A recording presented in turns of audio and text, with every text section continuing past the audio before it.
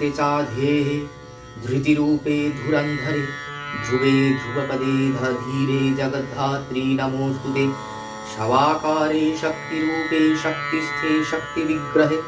शाकताचारप्रिये देवी जगद्धात्री नमोऽस्तु ते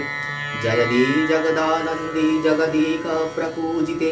जय सर्वगते दुर्गे जगद्धात्री नमोऽस्तु ते परमाणुस्वरूपे च द्वयाणुकादिस्वरूपिणि सूक्ष्मातिसूक्ष्मरूपे च जगद्धात्री नमोऽस्तु ते सूक्ष्मातिसूक्ष्मरूपे च प्राणापानादिरूपिणि भावभावस्वरूपे च जगद्धात्री नमोऽस्तु ते कालादिरूपे कालेशे कालाकालविभेदिनि सर्वस्वरूपे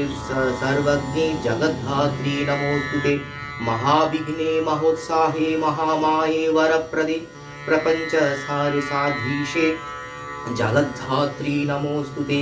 अगम्ये जगतामाद्ये माहेश्वरी वराङ्गने अशेषरूपे रूपस्थे जगद्धात्री नमोऽस्तु ते द्विसप्तकोटिमन्त्राणां शक्तिरूपे सनातनी सर्वशक्तिस्वरूपे च जगद्धात्री नमोऽस्तु ते तीर्थयज्ञतपोदान योगशारे जगन्मयि त्वमेव सर्वं सर्वस्थे जगद्धात्री नमोऽस्तु ते